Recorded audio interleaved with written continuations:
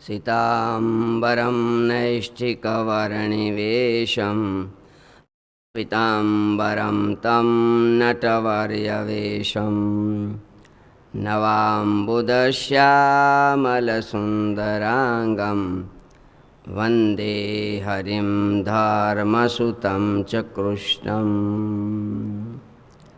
मुखं करोति वाचालं पंगुं लंघयते गिरिं यत्कृपातमहं वन्दे परमानंदमाधवम्। बोलो स्वामीनारायण भगवान, राधारमण देव, गोपीनाथ जी महाराज, कृष्ण कन्हैयालाल, रामचंद्र भगवान, विघ्न विनायक देव, कष्टभंजन देव, सिद्धेश्वर महादेव।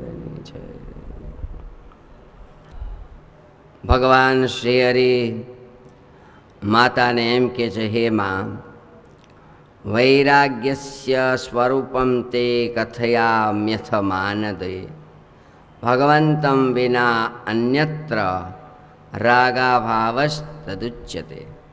हे मां, हवे हूँ तमने वैराग्यનું લક્ષણ કહું છું। વૈરાગ્ય એટલે ભગવાન સિવાય કોઈ પણ પદાર્થમાં પ્રીતિ નહીં, એનું નામ વૈરાગ્ય।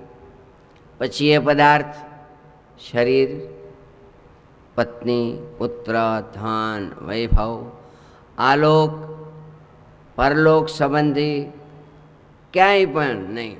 એક ભગવાન સિવાય બીજે ક્યાંય એનું મન માને નહીં, હેત નહીં, જરાય લલચાય નહીં, એનું નામમાં વૈરાગ્ય કહેવાય। શિક્ષાપત્રીમાં મહારાજે લખ્યું, વૈરાગ્યમ જ્ઞેયમપ્રીતિ શ્રી કૃષ્ણે તર વસ્તુ। ભગવાન સિવાય બીજા પદાર્થમાં પ્રીતિ નહીં।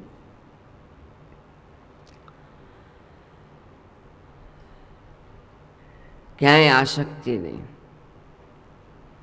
એવો વૈરાગ્ય ટકાવવો હોય, એવો વૈરાગ્ય રાખવો હોય તો ભગવાનનો અતિશય મહિમા જાણે તો વૈરાગ્ય ઉત્પન્ન થાય।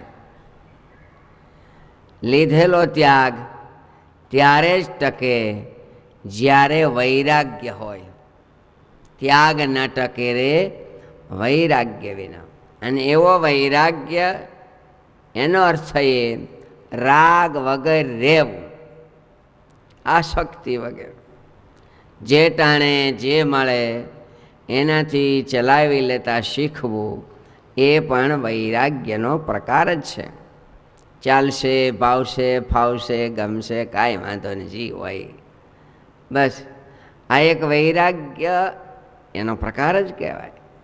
આવું જ જોઈને, આમ જ જોઈને આવું જ હોવું હોય તો એ દુઃખરૂપ થાય। શરીરને હદતું ન હોય અને કાંઈ ખાવા પીવાનું, હુવા બેહવાનું એક વાત જુદી હોય, પણ એ વિના હાલે નહીં, એ પછી ઓલું। હવે એવો વૈરાગ્ય કેમ ઉત્પન્ન થાય માં? તો લોકાનામ ચૈવ ભોગાનામ ભવતી ક્ષય દર્શનાત। 14 લોક, પૃથ્વીલોક અને 14 લોક, એના ભોગ, સુખો, વૈભવો, સગવડતા જે છે એ બધાયનું દર્શન, જોવું, સાંભળવું, વિચાર કરવો, એણે કરીને વૈરાગ્ય ઉત્પન્ન થાય છે। 4 પ્રકારના પ્રલયને જાણવા: નિત્ય પ્રલય, નિમિત્ત પ્રલય, પ્રાકૃત પ્રલય અને આત્યંતિક પ્રલય।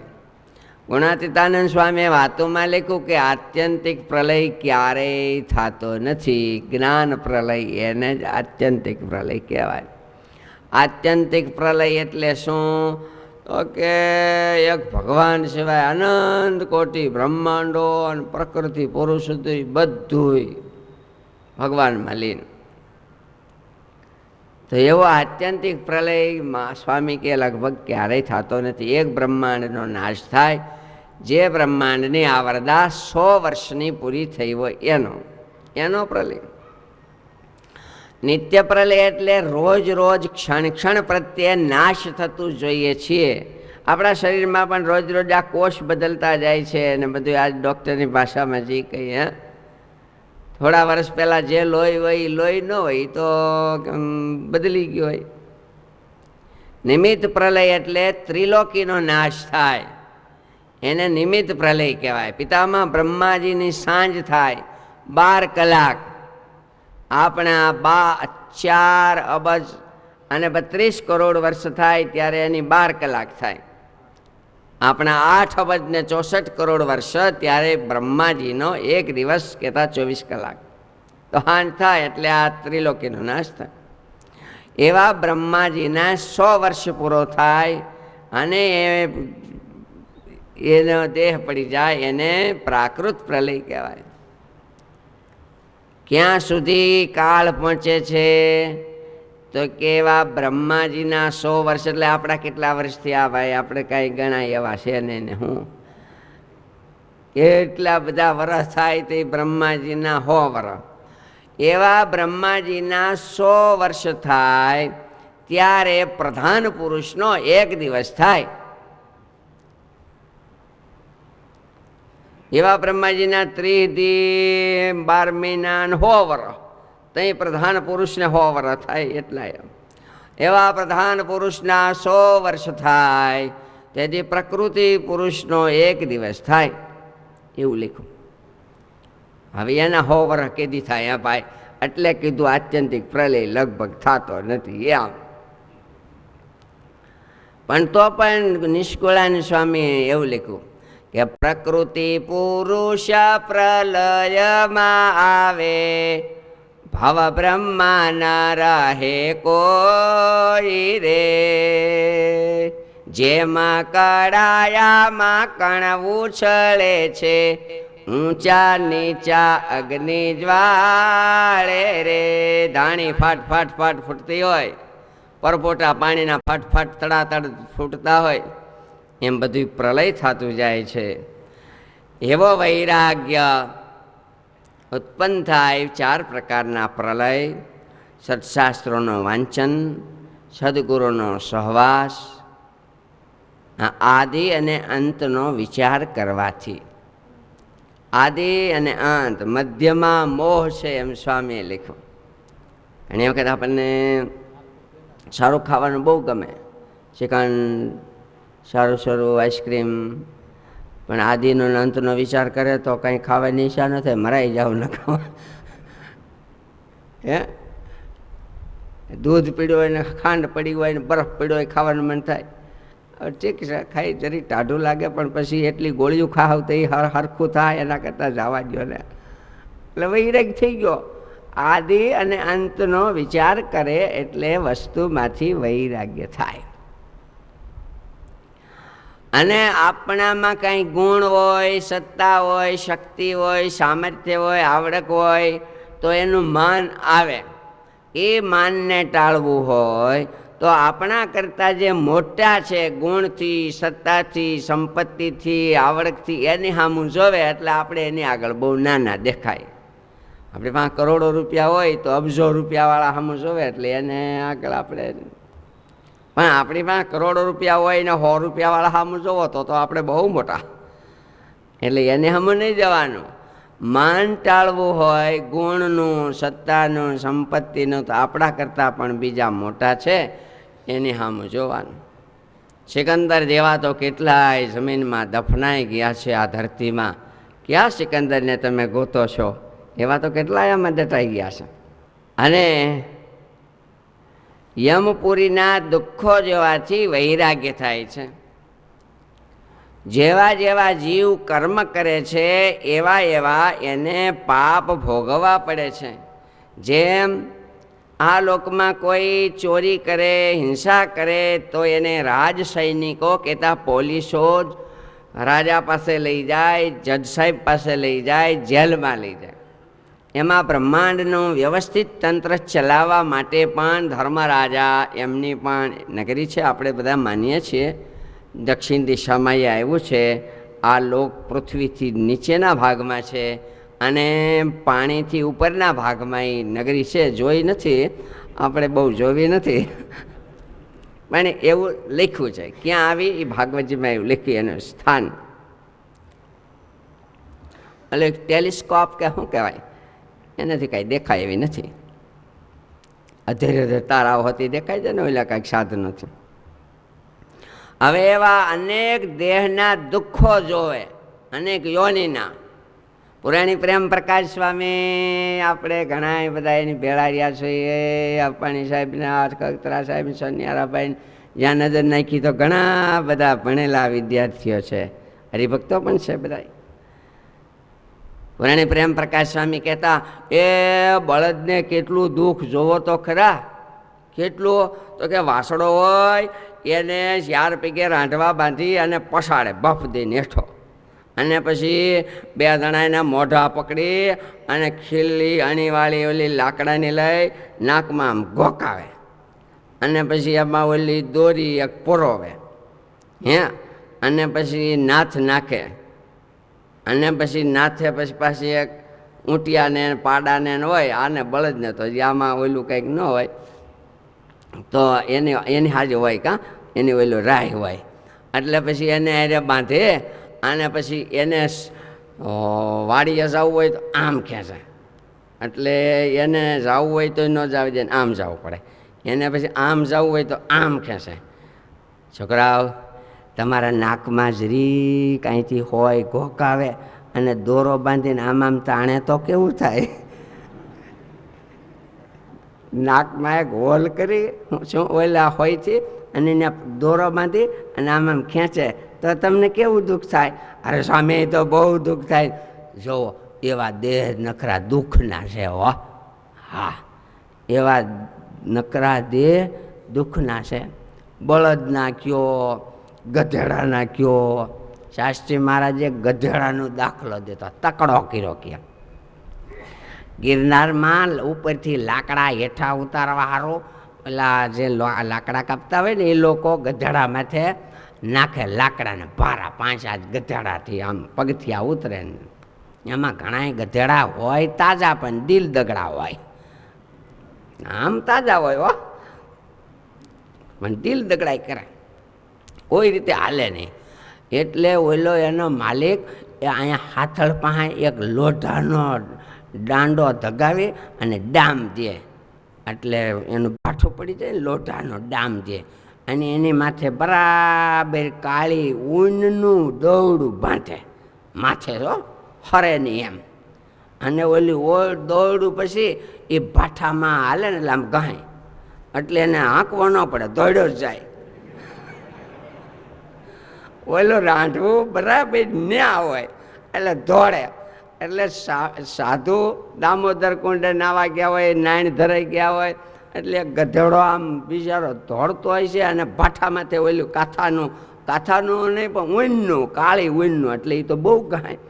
એટલે સાધુને દયા આવી ઓલા ભાઈને કે, આ ભાઈ બાપા ઓલા ગધેડા માથે તે લાકડા નાખ્યા છે તો બરાબર, પણ ઓલું ભાઠું પડ્યું છે ન્યા ઓલું દોરી ઘાય છે, જરીક હેઠે અધેર કે ઉપર રાખીને, એટલે એને ઘાય નહીં. તો કે બાપુ એને સમજીને કર્યું છે. તો કે હું? તો કે એને તકડો કર્યો, તકડો. તો તકડો હું? તે કે એ ટાઢો હતો, દિલ દગડો, માળો છે લઠ્ઠા જેવો, પણ હાલે ને એટલે એને હાથળે ડામ દીધો છે, અને માથે ઓલું દોડું, એટલે ગાય ને એટલે જો એને આંકવો પડે છે, એને આંકવો. એ બાપુ એને તકડા કર્યા. આવા ઘણા એવા હાલ તકડા કરે તઈ હાલે. તો એવા ગધેડાના દેહમાં કેટલા દુઃખ અને યોની માત્રમાં કેટલા દુઃખો છે. હે, બુદ્ધ ભગવાનને વૈરાગ્ય થયો 4 વસ્તુને જોતા: નનામી, વ્રત, રોગી અને એને કેવો વૈરાગ્ય થઈ ગયો, એણે કોઈ દી જોયું નહોતું એવું જોયું અને વૈરાગ્ય થઈ ગયો. વૈરાગ્ય ઉપજવાના ઘણા કારણોમાં દુઃખ જોવું એ પણ એક વૈરાગ્ય ઉત્પન્ન થવાનું નિમિત્ત છે. હે આપણે હાજા છે ને, ક્યારેક સિવિલમાં જતા હોય, આમ તો જાવ ઈચ્છા તો ન થતી હોય, પણ કોકને મળવા જાય, હગાહાય સગા સંબંધીઓ બિચારા કેવા રોગી, કેવા પીડાતા હોય, કેવી રેડી રાખતા હોય, એને જોઈને આપણને એમ થાય, હે ભગવાન તમે અમને હાજા રાખ્યા, હારા રાખ્યા, હાલતા ચાલતા રાખ્યા, ખાતા પીતા રાખ્યા, કોઈ રોગ વિનાના રાખ્યા. હે ભગવાન તમારી અમારી ઉપર દયા. પણ એ દરવાજા સુધી હોય ત્યાં સુધી, દરવાજા બહાર નીકળી પછી પાછું આપણે ભૂલી જઈએ. બધાને આપણી એ સ્થિતિ છે. એટલે એવા રોગને જોવાથી છે ને વૈરાગ્ય થાય છે. હા, શિશ્ન અને ઉદર ભરવામાં જ પ્રીતિવાળા જે માણસો છે, પેટ અને પત્ની સ્ત્રી આદિકમાં આસક્તિવાળા, એના સંગથી, સહવાસથી, મિત્રાચારીથી પાપ કર્મોમાં પ્રીતિ થાય છે. કારણ કે બૂથ બેઠ નબળી, જોવા સાંભળવાનું નબળું, નકરું વિષયોની જ વાતો, ખાઈ પીને મજા કરવું, કોઈને દેખ્યું જ મરી ગયા પછી હું છે લહેર કરો ને એમ કરીને જ રહેતા હોય ને. એવાની ભાઈ બંધાઈ હોય તો પછી રામ રામ કંઈ કરવાના. એટલે એને પણ એવા પાપ કર્મમાં પ્રીતિ થાય, ધર્મમાં અરુચિ થાય, જ્ઞાન આદિક એને વૃદ્ધિ કઈ રીતે પામે. માટે આ બધા દુઃખ જોવે તો પણ એમાં વૈરાગ્ય થાય છે. અને અન્યની થાપણ હરી લે, થાપણ કોઈએ મૂકી હોય ને એને ઓળવી દે, એવા હોતી ઘણાય હોય, એવાના સંગથી પણ એવા થઈ જાય. રામાનંદ સ્વામીએ પુતળીબાઈને સુવર્ણ હાંચવા દીધું, થાપણ કહેવાય, એ ઓળવી લીધું. આપણે કથા જાણીએ છીએ, ગુરુનું હતું તોય ખબર નહીં. સ્વામીને ભગવાને લખ્યું છે પૃથ્વી અને ધનના લેણ દેણના વ્યવહાર સાક્ષી સહિત લખાણ કરવા. ત્યાર પછી આ બનાવ, એ તો અંતર્યામી હતા, પણ ગુરુનું હોય તો એ પાછું દેવામાં કઠણ પડતું હોય, લખાણ હોય તો ઊભું તો રહીએ. હગો ભાઈ હોય કે હગા બાપ હોય તો એ જો લખ્યું, નોખા થાય પછી કરવું જ જોઈએ. આજના જમાનામાં તો કરતા જ હોય. એટલે થાપણ ઓળવી જાય, બીજાને છેતરે, હત્યાઓ કરે, ચોરીઓ કરે, મિથ્યા અપવાદ મૂકે, અનીતિ કરે, અને ગમે એમ કરીને કુટુંબનું ભરણ પોષણ કરે, ગમે એમ કરીને ધન ભેગું કરીને કુટુંબનું પોષણ કરીને ખવડાવે, પણ અનીતિ કરે, પાપ કરે, એ એકલાને ભોગવવું પડે છે. માં વાલિયા લૂંટારાની વાત ક્યાં જાણી છે? કોઈએ કીધું અમે ક્યાં તને કહીશ તમે પાપ કરીને લાવો, આ તો તમારી જવાબદારી છે અમને નભાવવા. અમે કહીશ તમે હિંસા કરીને મહેનત કરો ને, કમાવો ને, કોકને મારો શું કામ? પણ મારું એ મહેનત નહીં. હું કોઈને મારું એ મહેનત નહીં, આરામનું ખાતો જ નથી, હકનું જ ખાવ. તો એને કોઈ મદદ ન કરી જો, એટલે એના ભાગીદાર કોઈ ન થાય. આવા અનેક પાપ કર્મ કર્યા પછી અંતે જમપુરીમાં જવું પડે છે, નરકના દુઃખો ભોગવવા પડે છે. કીધું એમ બ્રહ્માંડના સંચાલન માટે આ બધું છે. આ લોકની વ્યવસ્થા માટે પણ જેલ, નાની મોટી સજા, વધઘટ બધું હોય છે. અને આવા દુઃખો ભોગવા પછી, નરકકુંડોના દુઃખો ભોગવા પછી એમાં એને કર્મને અનુસારે 4 ખાણમાં જન્મ લેવો પડે છે. અંડજ, ઉદ્ભિજ, સ્વેદજ, જરાયુજ, 21 લાખ વખત.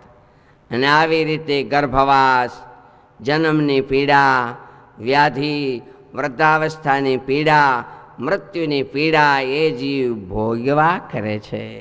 વૃદ્ધ બળદ થાય, વૃદ્ધ પશુ થાય, બધું થાય ને બધા અવસ્થામાં પીડાઓ ભોગવે. એમ કરતાં કરતાં અનંત યુગોના યુગો સુધી પીડા ભોગવે છે.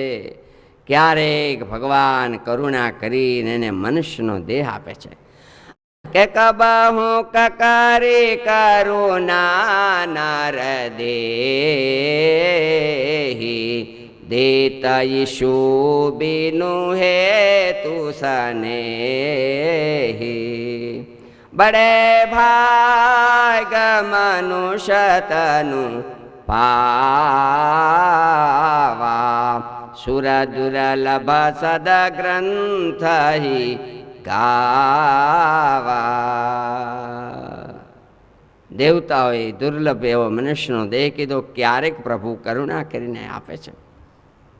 84ના ચક્કરમાં ફરતા ફરતા ટપુરાણી પ્રેમ પ્રકાશ સ્વામી આંધળા 84ના કિલ્લામાં ભરાઈ ગયો અને જોવો ને બારણું મળ્યું ને એ હોતી વાત કરતા ને. હાલતા હાલતા 3 ડગલાનો દરવાજો વયો ગયો, ત્યાં કઈડે ધાધરથી જ ખંજોળવામાં રહી ગયો. હાલવાનું ચાલુ રાખ્યું ને ખંજોળવાનું ચાલુ રાખ્યું, ત્યાં દરવાજો વયો ગયો. બાળ અવસ્થાનો દરવાજો, જુવાન અવસ્થાનો દરવાજો, વૃદ્ધાવસ્થાનો દરવાજો. કોઈ બાળપણામાં ધ્રુવ પ્રહલાદ જેવા એ બાળપણામાં ભેજા, કોઈ યુવાની અવસ્થામાં અને અજામેલ જેવા એ મરવા ટાણે પણ નારાયણના નામ લીધા એ વૃદ્ધાવસ્થામાં પણ પાર થઈ ગયા. માં, જો ભગવાનનું ભજન ન કરે તો જન્મ મરણ ક્યારેય ટળતું નથી. 84ના ચક્કર ફર્યા જ કરવા પડે છે. પહેલાના જમાનામાં ચોપાઈટું રમતા, ચોપાઈટું. હવે તો આ જોઈ હોય ન જોઈ હોય, રમતા હોય ન રમતા હોય. એને આમ 4 આમ પડ હોય. જોયા છે ને જુવાનના છોકરાએ જોઈ તો છે. આમાં એક ખાના, આમાં એક, આમાં એક. ખાનામાં બધી કુંકરીઓ હાલવા માંડે. કુંકરીઓ લાલ, લીલી, પીળી, કાળી, એ ચોકઠાઓ એક પછી એક ચાલે. પણ એ કુંકરીઓ ચાલતા ચાલતા એ અમુક પુલ કહેવાય, એનું ઘર કહેવાય. ત્યાં બેહે ને પછી એને કોઈ મારે નહીં, કાઢે નહીં.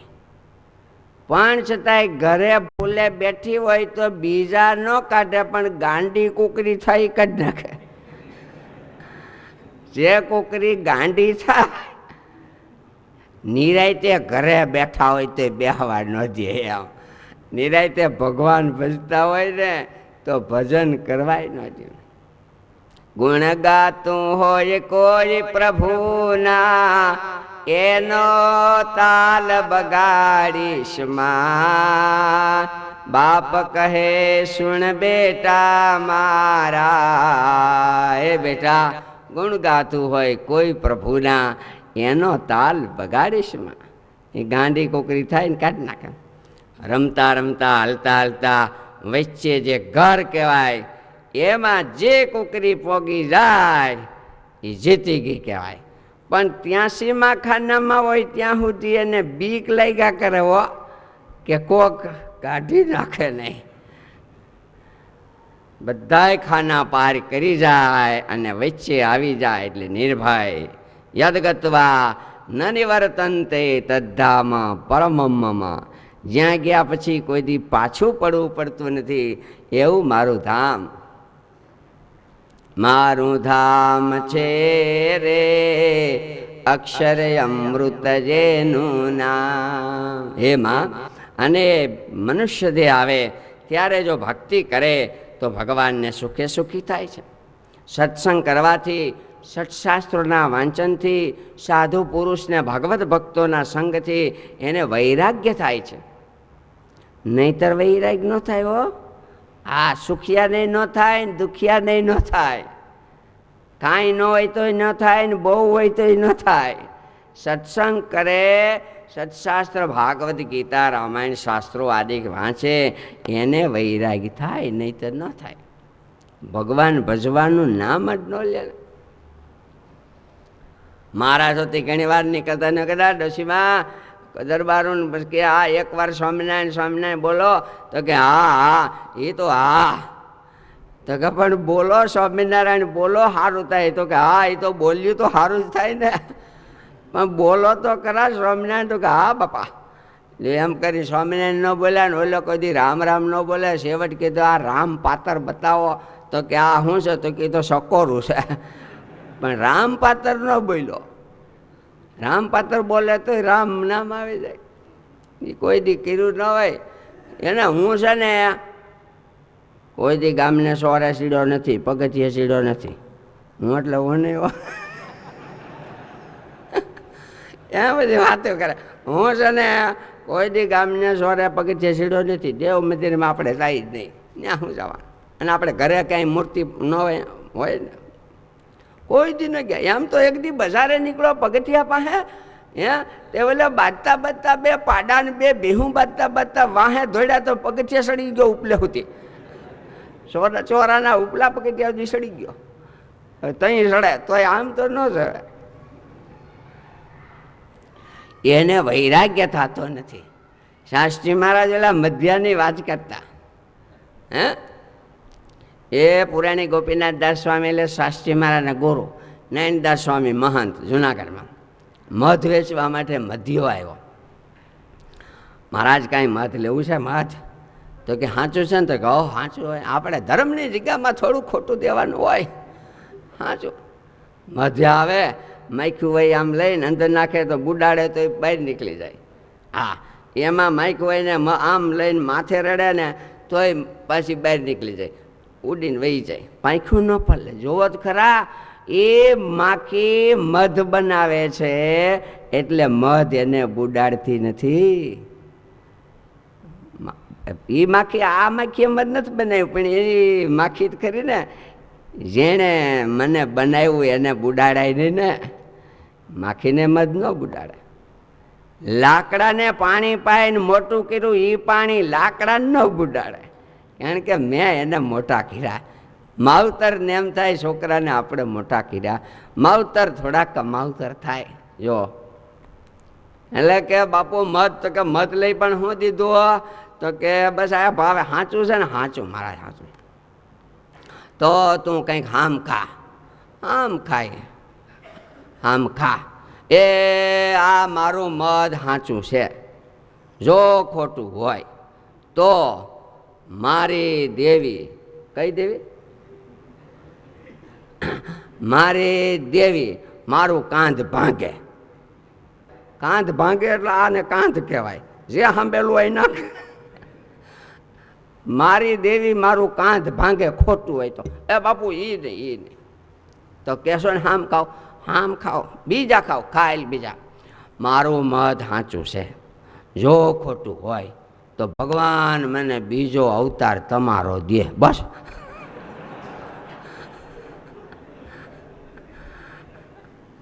ભગવાન મને બીજો અવતાર તમારો દે.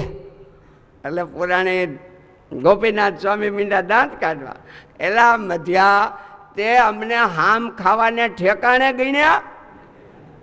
આમ ખાવાને ઠેકાણે?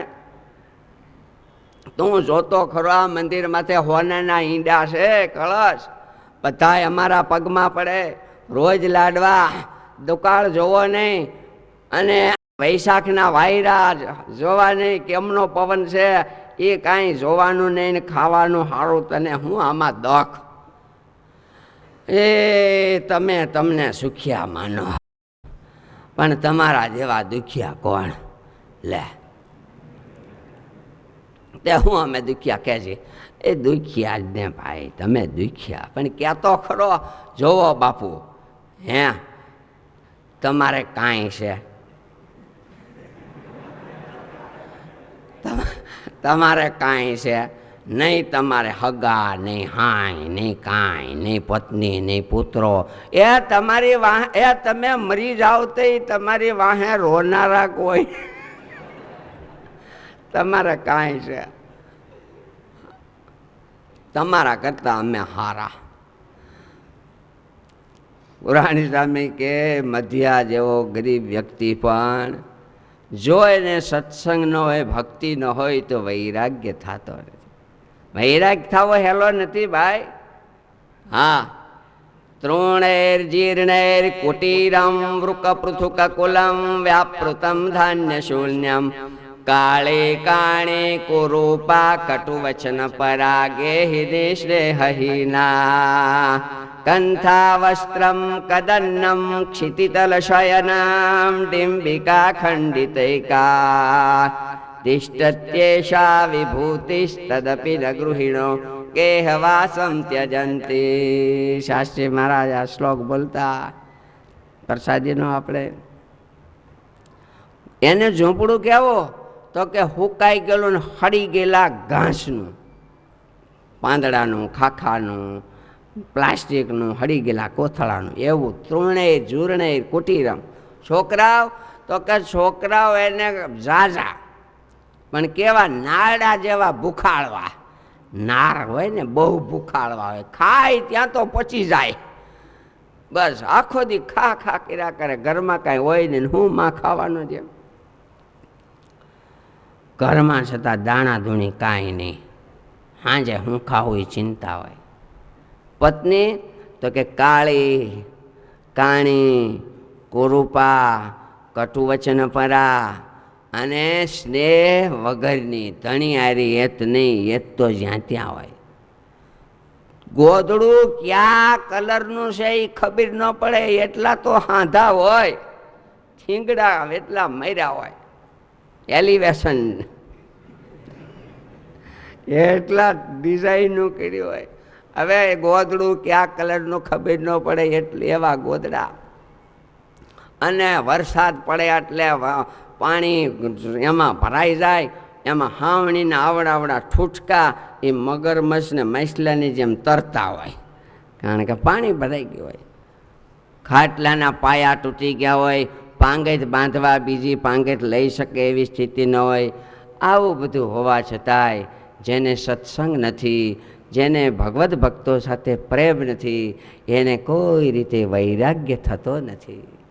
વૈરાગ્ય ત્યારે જ થાય છે સાધુ સંતોમાં સ્નેહ, ભગવાનના ભક્તો આરે હેત, સત્શાસ્ત્રોનું વાંચન અને સત્સંગમાં. આથી વૈરાગ્ય જરૂર થાય છે. વૈરાગ્ય છે એ નિષ્કુળાન સ્વામી કે વિશલ્યકરણી ઔષધિ જેવું છે. વૈરાગ્ય છે એ વળાવ્યો છે. જેમાં જુવતીને પતિ પામવા જોયે બીજો કરતલ મેળાપ, તેમાં જનને જગદીશ પામવા બૃહદ વૈરાગ્ય મેળવે આપ. એવો વૈરાગ ભગવાનને આરે હથેવાળો કરી દે છે. હે માં, હવે હું તમને ભક્તિનું લક્ષણ કહું છું. ભક્તિ કોને કહેવાય? ભજધાતોસ્તુ સેવાર્થ પ્રેમ તીન પ્રત્યસ્ય છે. પ્રેમપૂર્વક ભગવાનની સેવા કરવી એને ભક્તિ કહેવાય. મહાત્મ જ્ઞાન યુગ ભૂરી સ્નેહો ભક્તિશ્ચ માધવે. મહિમા સહિત ભગવાનમાં અતિશય પ્રેમ એને ભક્તિ કહેવાય. ગોપીઓના ચરિત્રો જેમાં છે એને દશમ સ્કંદ એને મહારાજે ભક્તિશાસ્ત્ર કીધું. આપણે પણ અહીંયા ગુરુકુળમાં સવારે દરરોજ સ્નેહ ગીતા બધા ભક્તો સંતો બહુ સરસ બોલે છે, રાગથી સરસ બધા હરિભક્તો પણ ગાય છે. 9 પ્રકારની ભક્તિ છે. ભગવાન શ્રી રામે શબરીબાઈને નવધા ભક્તિનો ઉપદેશ આપ્યો અને છેલ્લે એમ કીધું, નવમહું એકહું જિનકે હોય, નારી પુરુષ સચરાચર કોઈ. અને નર નપુંસક નારીવા જીવ ચરાચર કોઈ. સર્વભાવ ભજ કપટ તજી પરમ પ્રિય મોહિસો. હે શબરીભાઈ, 9 પ્રકારની ભક્તિમાંથી એક ભક્તિ પણ કોઈનામાં હોય તો મને અતિશય વહાલો છે અને એ છે ને જન્મ મરણ થકી રહિત થઈ જાય. 9 પ્રકારની ભક્તિ: શ્રવણમ, કીર્તનમ, વિષ્ણુ સ્મરણમ, પાદસેવનમ, અર્ચનમ, વંદનમ, દાસ્યમ, સખ્યમ, આત્મનિવેદનમ. એક ભક્તિના 9 ભેદ પડે છે. શ્રવણ ભક્તિ, કીર્તન ભક્તિ 9 9 81, કુલ એક ભક્તિ, એના 9 ભેદ, એના 9 9 ભેદ 81 પ્રકારના અંગવાળા ભક્તો ગણાય. એટલા અંગના ભક્તો નોખા નોખા. કઈ રીતે? તો કે તામસી ઉત્તમ ભક્તિ, બીજા ઉપર ઈર્ષાથી કરે ને એ એવી કહેવાય. થોડીક કરે, દમથી વધારે કરે અને શત્રુને મારી નાખવા, બીજાને પીડા થાય એવી રીતે જપ આદિક ભક્તિ કરે એ પણ કહેવાય છે કનિષ્ઠ. તામસી છે, મધ્યમ છે, ઉત્તમ છે, કનિષ્ઠ છે, એક ભક્તિના નવ નવ ભેદ.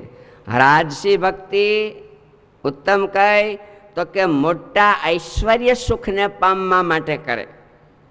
મધ્યમ કઈ તો કે કીર્તિ અને પ્રતિષ્ઠા વાહવાહ માટે કરે, એ રાજસી ભક્તિ પણ મધ્યમ. વિષયો માટે, ધન પ્રાપ્તિ માટે, સંતાનાદિકને માટે કરે, એ રાજસી ખરી પણ કનિષ્ઠ ભક્તિ. સાત્વિક ભક્તિ નવ નવ ભક્તિ થઈને 81 પ્રકારની ભક્તિ ગણાય છે. ગીતાજીમાં ભગવાને લખ્યું, મારા ભક્તો જ્ઞાની ભક્ત મારું હૃદય છે, તેમ છતાંય આર્તો જિજ્ઞાસુ અર્થાર્થી જ્ઞાની ચ ભરતર્ષભ ઉદારા સર્વ એ વૈતે. આ બધા સારા છે. કેમ તો કે મારી પાસે ઈચ્છા રાખે છે. મારા ભક્તો છે એમાં બે પ્રકારના, સકામ અને નિષ્કામ.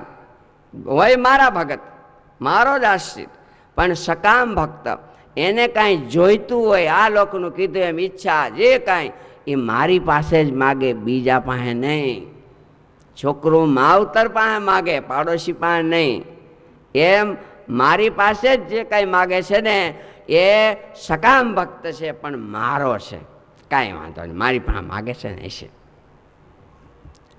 આવી 9 પ્રકારની ભક્તિના લક્ષણો. હવે મહારાજ પહેલાં તો શ્રવણ ભક્તિ કોને કહેવાય તો કે ભગવાન અને એના અવતારના ચરિત્રો સાંભળવા, એ શ્રવણ ભક્તિ. મધ્યના 35મા વચનામૃતમાં મહારાજે લખ્યું, પરોક્ષ રામકૃષ્ણાદિક ભગવાનના ચરિત્રો પણ સાંભળવા. ત્રીજામાં લખ્યું, ભગવાનના જે અવતારો જ્યાં થયા હોય, જે લીલા કરી હોય ગાવીને સાંભળે. તો ભગવાનના અવતારોના ચરિત્રો સાંભળવા. ભગવાનના ભક્તો ધ્રુવ, પ્રહલાદ, અંબરીશ પરોક્ષ ભક્તો, પ્રાચીન નિષ્કુળાન સમય આખું ધીરજ આખ્યાન નથી કર્યું, એવા ભક્તો, મહારાજ છતાંના ભક્તો, બાયો ભાઈઓના ચરિત્રો એને ગાવા સાંભળવા, એ શ્રવણ ભક્તિ કહેવાય. એમાં પરીક્ષિત રાજા શ્રેષ્ઠ હતા. કીર્તન ભક્તિ કઈ કહેવાય? એના ગુણગાન ગાવા, એ કીર્તન ભક્તિ. સુખદેવજી મહારાજ કીર્તન ભક્તિમાં શ્રેષ્ઠ હતા. સંસ્કૃતના ગ્રંથો વાંચવા, ભણવા, પ્રાકૃત આદિ પઠન પાઠન કરવું, સ્તોત્રના પાઠ કરવા, કીર્તનો ગાવા, ભગવાનની સ્તુતિ કરવી, અષ્ટકો બોલવા, એ બધાય કીર્તન ભક્તિ કહેવાય. આપણે ખાલી કીર્તન વાજા તબલાની જે કરે એ સારું છે, પણ ભગવાનની સ્તુતિ કરે, પ્રાર્થના કરે, એ પણ કીર્તન ભક્તિ. સ્મરણ ભક્તિ કઈ?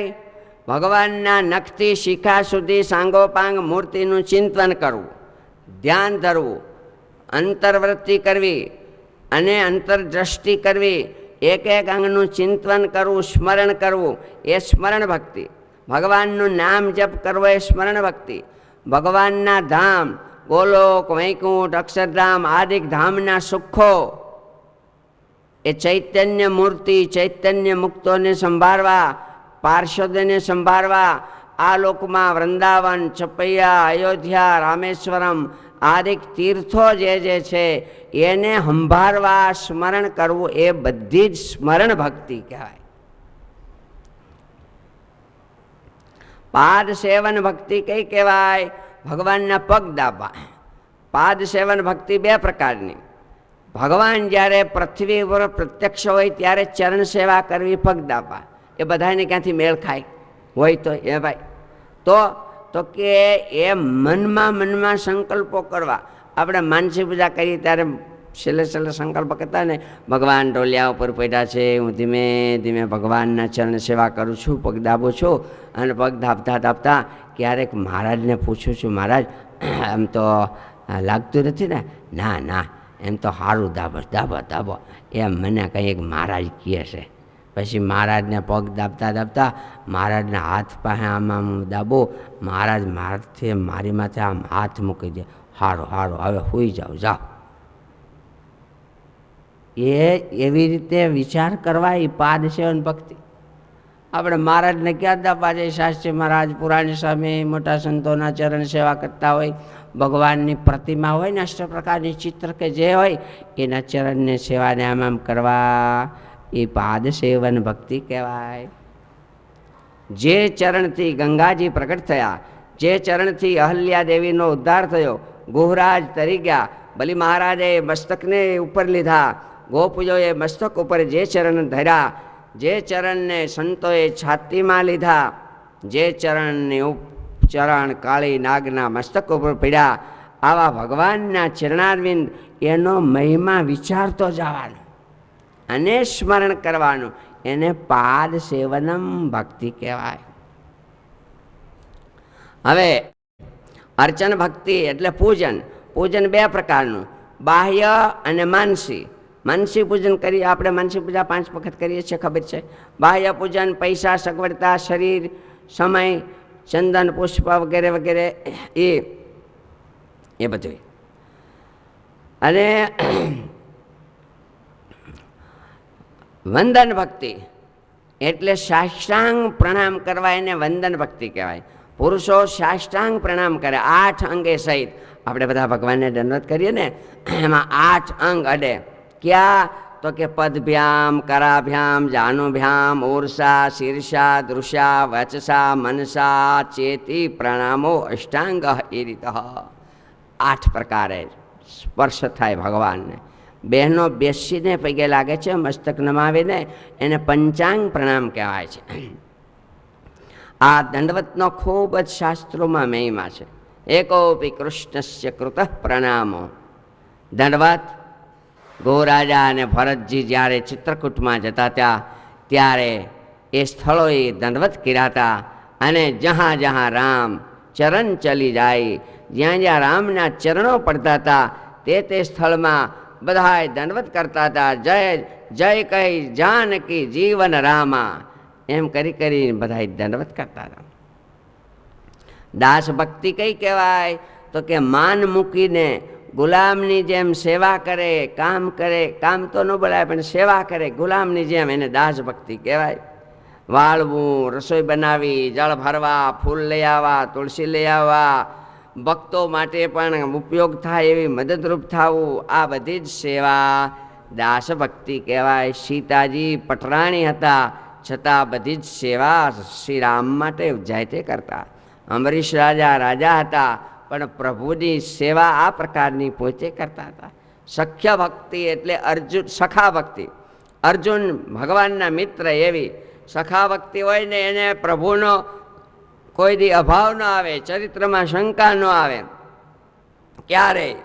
અને શરીર, સ્ત્રી, પુત્ર, ધન એ બધાય કરતા ભગવાનમાં જેને વધારે છે એ સખા ભક્તિ કહેવાય છે. આત્મનિવેદી ભક્ત એટલે પોતાની સમગ્ર બધી જ ક્રિયા ભગવાનને માટે, રાજી કરવા માટે, મન, બુદ્ધિ, ચિત્ત, અહંકારે ચારે ભગવાનને માટે. મનથી ભગવાનનું ચિંતન, બુદ્ધિથી એનો નિશ્ચય, ચિત્તથી એનું ચિંતન, સ્મરણ, અહંકાર, હું ભગવાનનો દાસ છું, ભગવાનનો સેવક છું, એવો અહંકાર કહેતા બધી 10 ઇન્દ્રિયો, ચારે અંતઃકરણનો વ્યવહાર જેને ભગવાન સંબંધી છે એ આત્મનિવેદી ભક્ત કહેવાય છે. એમાં અંબરીશ રાજા શ્રેષ્ઠ કહેવાય છે.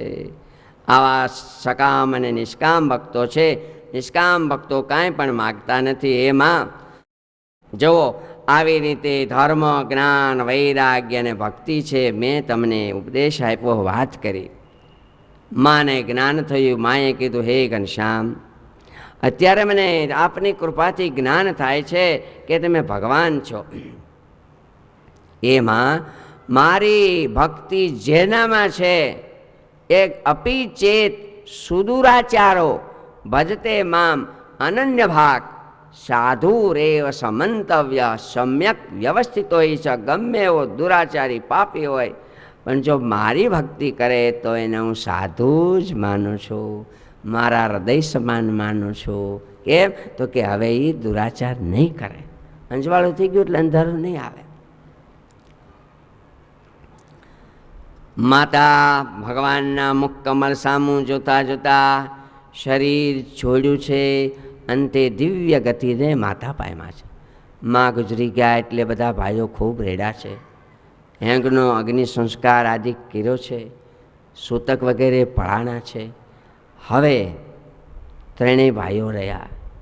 પિતા ધર્મદેવ, વડીલ ઘરમાં સુવાસીની ભાભી છે, પણ સુવાસીની ભાભી એવી રીતે રહે છે કે હવે ભક્તિ માતા ગુજરી ગયા. હવે આ નાના છે ને ઘનશ્યામ અને ઈચ્છારામજી, એને માં ન સાંભળે એમ હું રહું. ખાવામાં, પીવામાં, બેહવામાં, બોલવામાં ક્યારેય ઠપકો આપતા નથી ઊંચે હાદે પણ. એમ સુવાસીની ભાભી વર્તે છે. એને જમાડીને જમે છે. આ જગતમાં ઘણીવાર એવું બને છે કે ઘરમાં જ્યારે માતા ગુજરી જાય ત્યારે ભાભી મોટેરા હોય અથવા કાકી મોટેરા હોય, જે હોય તે એ નાના ભાંડડાને વાલથી હાંચવે. એ બાપ ગુજરી ગયા પછી નાના ભાઈ કે મોટા બાપુજી જે હોય ને એ પેટના છોકરાની જેમ જો એને સાચવે તો મોટા થાય ત્યારે એની સાથે વેર ન કરે. મોટા થાય ત્યારે એમ કહેશે, અમારા બાપ તો ગુજરી ગયા, અમે નાના હતા, અમે મોઢું પણ જોયું નથી, પણ અમારા કાકાએ, અમારા મોટા બાપુજીએ અમને હાંચવીને મોટા કર્યા. અમારા બાપને ઠેકાણે છે. એ ઘરના કુટુંબની રીતે આવી બધું કરવાની જરૂર છે અને કરવું પણ જોઈએ. હવે ધર્મપિતા ધીમે ધીમે ઉદાસ થયા છે. મૃત્યુના ચિહ્નો એને દેખાય છે. પત્ની ગુજરી ગયા પછી ખાવા પીવામાં સંકોચ રાખી દીધો છે. પાછી વૃત્તિ વાળી છે. અને આ જગતમાં જેને 50, 55 ને 60 વર્ષે કદાચ પત્ની ગુજરી જાય, એને ઘરમાં બધું સુખ હોય, વૈભવો, સગવડતા, દીકરાઓ, એના દીકરાઓ, તો પણ ગ્રહસ્થસ્ય શૂન્યમ એવં ગૃહમ મતમ. એને ઘર હવે શૂન્યાવકાશ જેવો લાગે છે. કાગબાપુએ દુહો લીધો કે જેની ભાંગી જોડ એને પછી માયામાં મીઠપ નહે. કાગા કાગા એ વાતું કરો, એને ભવ લગી ભાવે નહીં. અને ડુંગર ઉપર દવ બળે અને ખન ખન જરે અંગાર. ઝાકી હેડી હલ ગઈ વાકા બુરા હવા. એ ઉંમરે પત્ની ગુજરી જાય, દીકરાઓ ડાયા હોય, વહુઓ ડાયો હોય, સાચવે સારું છે, તેમ છતાંય એને ઘણું બધું ખાલીપણું લાગતું હોય છે. ધર્મદેવ પાછી વૃત્તિ વાળે છે, ભજન કરે છે, સાંખ્યોગને આશરીને રહ્યા છે. પ્રભુ ભગવાન જેવા પોતાના દીકરા છે. જેઠ સુધી 11નો દિવસ આવ્યો છે. ધર્મપિતાને થોડો તાવ આવ્યો છે. ભાઈઓ ચરણની સેવા કરે છે. દીકરાઓની ફરજ છે કે માતા પિતા સાજા માંદા હોય ત્યારે એની સેવા કરવી જોઈએ. સેવા કરે છે, પગ દાવે છે, ભાઈઓ સાચવે છે. બાપ માંદા હોય ત્યારે દીકરા સાચવે નહીં, સેવા ન કરે તો પછી શું કામ? જે બાપે 20 વર્ષ મોટા કર્યા છે ને એ દીકરા 20 વર્ષ સુધી માવતરની એવા વાલથી સેવા કરે. બસ 2 દીકરા હોય તો 40 વર્ષ, 3 દીકરા હોય તો 60 વર્ષ. જીવવાના ન હોય એટલું. એક દીકરાની ફરજ કે 20 વર્ષ સુધી હરભેર કરવા સારું પણ એવા વાલથી માવતરની સેવા કરે. પણ ઘણી વખત બાપ હારે કંઈક અણબનાવ થયા હોય, ઘણા કારણો હોય. ઓલા 2-3 ભાઈઓ હોય તે નાના ભાઈને વળી કંઈક થોડીક સાનમની વસ્તુ દઈ દીધી હોય, થોડુંક કંઈક ઘરેણું દઈ દીધું હોય, થોડો ઢળતો ઢાળો હોય, એટલે એવું બધું હોય. એટલે ઓલા મોટાને ખબર પડે કે બાપાએ ઓલાને દઈ દીધું, તે હું એ જ દીકરો છે, હું નથી. હે એમ કરીને રિહાય માળો બાપા બોલે નહીં, અબોલા કરે, હો અણબનાવ. બસ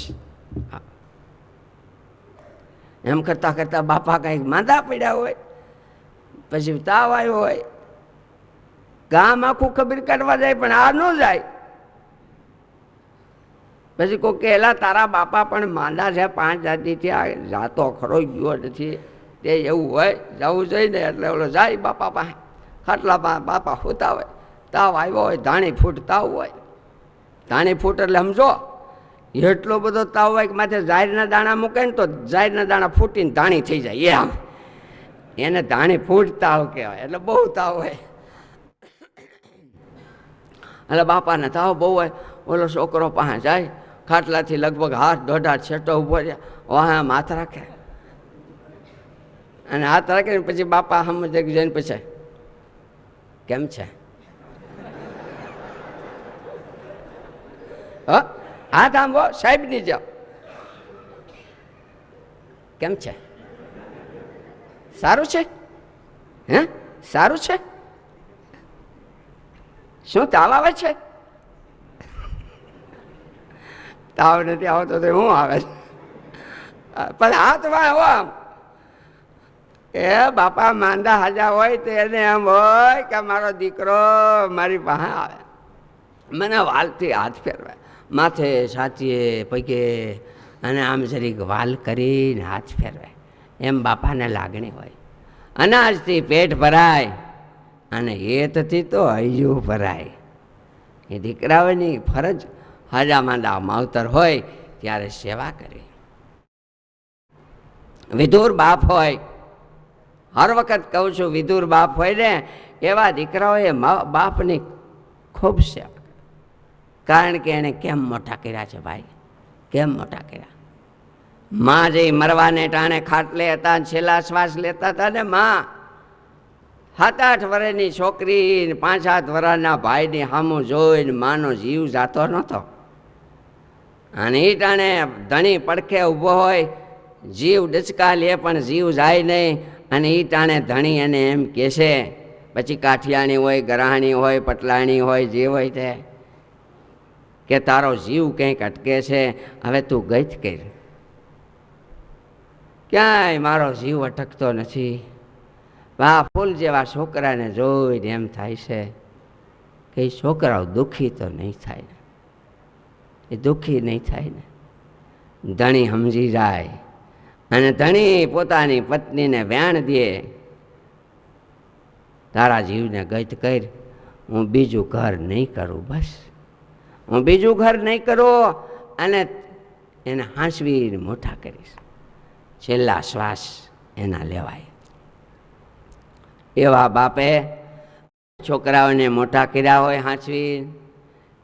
લગ્ન કર્યા પછી દીકરા અને વહુની ફરજ છે કેવા બાપને ગુજરી ગયેલા પત્ની સાંભળે નહીં. ખાવું, પીવું, બેહવું, બોલવું, એ દિલ માથે મેલું લુગડું ન હોય ને એમ વહુ એ ધ્યાન રાખવું. દાંત ન હોય ને જરીક ખાવામાં ધ્યાન રખાવું. બાપ ગુજરી ગયા હોય અને માં નાની ઉંમર હોય અને એનો દીકરા 6-6 મહિનાના ફૂલ જેવા ખોળામાં રમતા હોય, એને ઘણીવાર મરવાની ઈચ્છા થતી હતી કે પતિ પાછળ એને મરવું હતું, તેમ છતાંય જીવવું પડતું હતું. એના ખોળામાં બાળક રમતું હતું, ખોળામાં બાળક હતું. મરવાની ઈચ્છા થતી હતી તો એ મરતી નહોતી. અને નીચે ધરતી ઉપર આભ હતો, એને ચારે કોરે અંધકાર હતો. ભાર વૈધવ્યનો ડરે દુરીજનનો, ભરે જુવાનીનો પડકાર હતો. એવી માએ મોટા કર્યા હોય. દીકરાઓની ફરજ છે હાજા માંદા માવતરની સેવા જરૂર કરવી, બસ. ભગવાન પાસે બેઠા છે. પ્રભુએ પિતાનો હાથ આમ હાથમાં લીધો છે. પિતાજી, તાવ તો બહુ દેખાય છે, આ ઘનશ્યામ તાવ છે.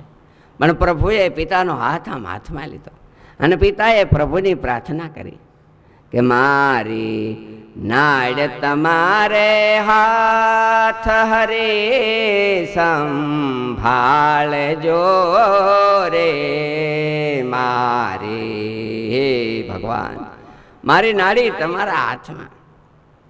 અનાદિ આપ વૈદ્ય છો સાચા, કોઈ ઉપાય વિષય નથી કાચા, દિવસ રહ્યા છે ત્યાં ચા વેળા, વાળજો રે મારી નાડ તમારે હારે. ભગવાન કાંડું પકડ્યું છે, પકડી રાખજો અને અંતકાલ ધામમાં તમે બેઠા છો એમ બેસજો. મારી ઈચ્છા છે છેલ્લા શ્વાસ સુધી તમે અહીંયા જ રહ્યો. જટાયુને ભગવાન શ્રી રામે કીધું માગ જટાયુ, ત્યારે જટાયુએ માગ્યું હે રઘુનાથ, જો તમારે મને દેવું હોય તો આપો પ્રભુ, અમારા ખોળિયાને તમારા ખોળામાં રાખજો છેલ્લા શ્વાસ સુધી. મારી ઈચ્છા છે મારી આંખું તમને જોતી રહે, મારી ઈચ્છા છે મારા કાન તમારા વેણને સાંભળતા રહે અને તમારો હાથ મારી માથે આમ નમ ફરતો રહે હે રઘુનાથ છેલ્લા શ્વાસ સુધી. ધર્મપિતાએ કીધું પ્રભુ બીજું શું માગું. સ્તુતિ કરતા કરતા ધર્મદેવે શરીર છોડ્યું છે અને દિવ્ય ગતિને પામ્યા છે. ભાઈઓ આદિકે પિતાના અર્ધોદેહિક ક્રિયા વગેરે કરી છે અને મન ભગવાનમાં રાખી અને મૂળ ગતિને પામ્યા છે. અગ્નિ સંસ્કાર વગેરે કર્યા છે. હવે પ્રભુ વિચારે છે મારે ઘરનો ત્યાગ કરવો છે, પણ ભાઈઓ સંબંધીઓ મિત્રો આ બધા ઘર છોડવામાં મને વિઘ્ન કરશે. મને વિઘ્ન કાંઈ ન થાય એટલા માટે વિઘ્ન વિનાયક ગણપતિ દાદાને યાદ કરી ગણપતિની સ્તુતિ કરી છે. સત્સંગી જીવનમાં આવે છે કે વિઘ્નેશ વિઘ્ન ચય ખંડન નામ ધેયા, શ્રી શંકરાત્મજ સુરાધિપ વંદે પાદ, દુર્ગા મહાવ્રત ફલાખિલ મંગલાત્મન, વિઘ્નમ મમાપહર સિદ્ધિ વિનાયકત્વમ.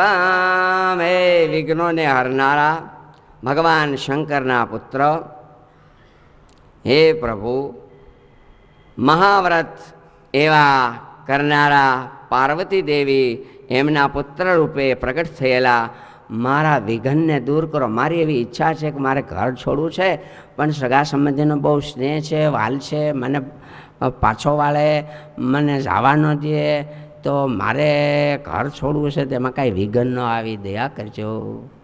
ભગવાન જગતના નાથ છે, અનંત કોટી બ્રહ્માંડોના આધાર છે, તો પણ વૈદિક સંસ્કૃતિને ટકાવી રાખવા માટે દેવતાઓને પણ યાદ કરે છે. સ્વામિનારાયણ ભગવાને શિક્ષાપત્રીમાં પણ લખ્યું ભાદરવા સુધી ચોથને દિવસે ગણપતિનું પૂજન કરો. આવા ગણપતિને યાદ કરી અને ભગવાન સ્વામિનારાયણ 1849ના અષાઢ સુધી દસમીને દિવસે શુક્રવારે વહેલી સવારે નાવાને નિમિત્તે 11 વર્ષ 3 માસ ને 1 દિવસ ઘરે રહ્યા. વર્ણિનો વેશ ધારણ કર્યો છે, કૌપીન વસ્ત્ર છે, આચ્છાદન માથે છે, ઉત્તરી વસ્ત્ર, મૃગ ચર્મ, દાંડ, જનોય, બેવડી, કંઠી, તિલક ચાંદલો, જટા, મેખલા, જપમાળા, કમંડળું અને ભિક્ષા પાત્ર હાથમાં છે. વસ્ત્રનો ટુકડો છે, ગરણું છે, શાલગ્રામ ભગવાન સાથે છે, બાળ મુકુંદ ભગવાન ટોપલીમાં પધરાવ્યા છે, કપડામાં વીંટીને સાથે ગુટકો લીધો છે. ઉગાડા પૈકી વર્ણિવેશ ધારણ કરી ભગવાન ઘરેથી વહેલા નાવાને બહાને સરયુ તરફ પ્રયાણ કર્યું છે.